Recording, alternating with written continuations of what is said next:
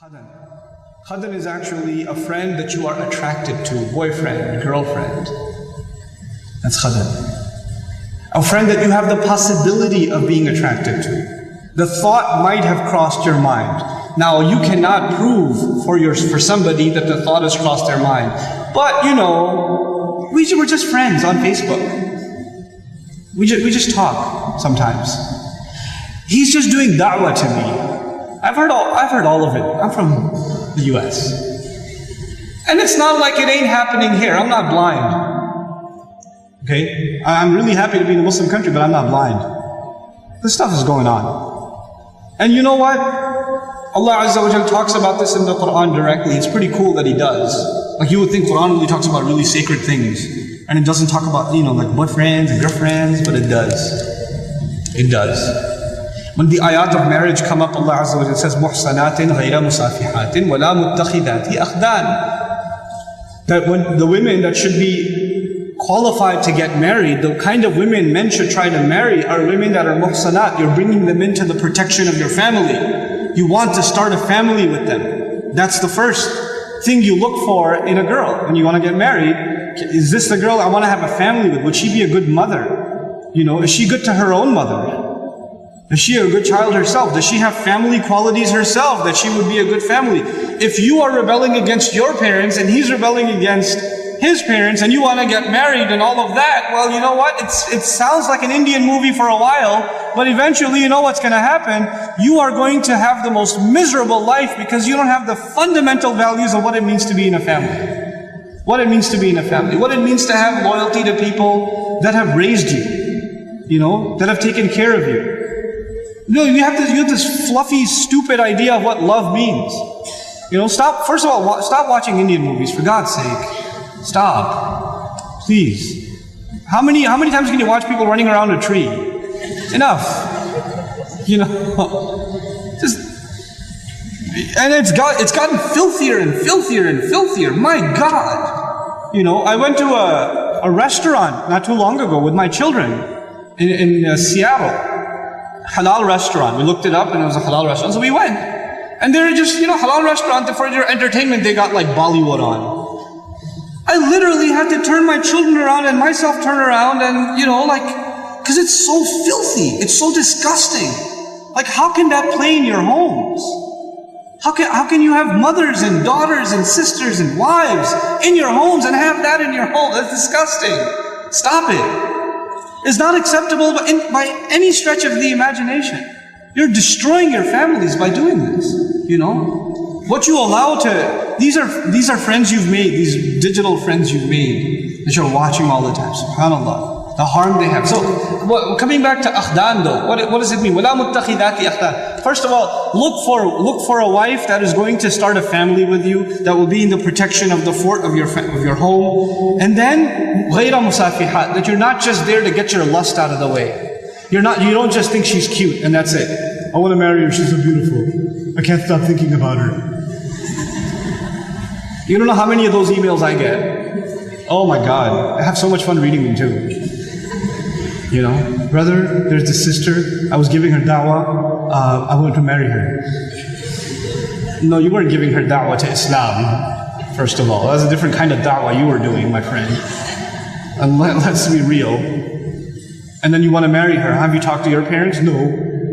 They would kill me. Have you talked to her parents? No, astaghfirullah. I was like, then go to the store and buy yourself a baby bottle and suck on it. You're a baby, you can't talk to your parents, can't talk to her parents, then you're not a man. When you become a man, call me back. Until then, sit in a corner and cry.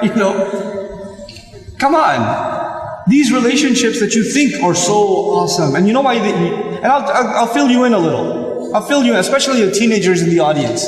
And the young people in the audience who kind of just recently shot an email and somebody emailed them back and a little Facebook thing happened and a little wink and a little hee there in the playground, even though it's a separate school. But in recess you saw each other like hee and hee.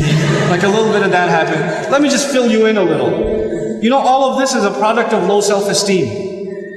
You think you're ugly. So if a guy thinks you're cute, you're like, really? I'm beautiful? You have low self-esteem. You think nobody's going to like you, nobody's going to want to marry you, and all of that stuff. And on the other hand, the guy, like, you know, we don't have good friendships and good relationships, so we're looking for something. And most of the guys, I don't have to tell you what's going on in your head. You and I have ijma' on this issue. The things that go on in our head. There's no reason for me to explain all of that to you, you know. But you know, just because you have raging hormones and you're like daydreaming about girls and things like that, it doesn't mean that you're in love. It just means that you haven't controlled your temptations yet. And you're ruining somebody's life. You're ruining an entire family. Do you realize what you're doing? And you call it love? You tell me if she was like 50 pounds fatter, you still be in love?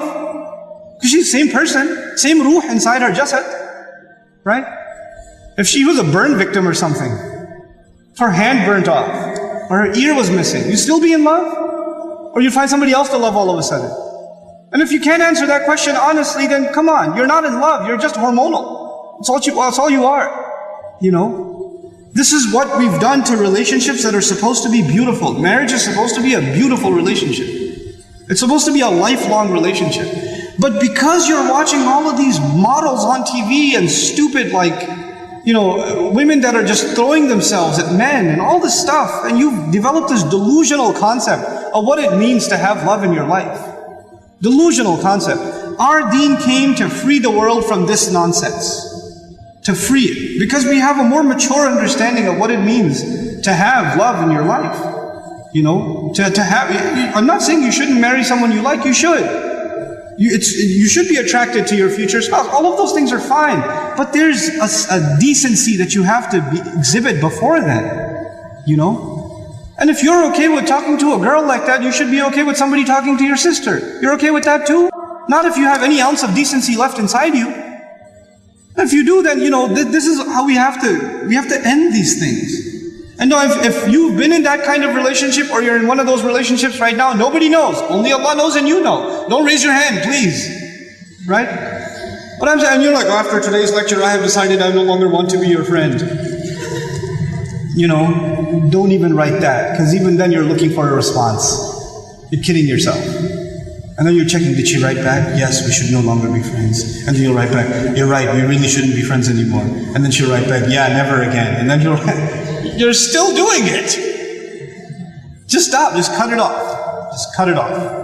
It's not good for you. And guys, I've done a whole series on shame, so I won't repeat the whole thing because it took hours and hours and hours, but I will tell you this. It's okay to be attracted to a girl. Allah put that in you.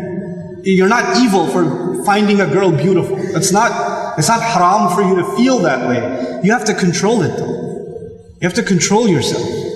Our deen teaches us self-control. And if you cannot exhibit self-control in one aspect of your life, you'll lose self-control in other aspects of your life. Same thing for you. Same thing for you. Control yourself. Control your giggle. Control your overly friendly demeanor in certain situations. Don't be oblivious to, don't say we're just friends, or he's like a brother to me.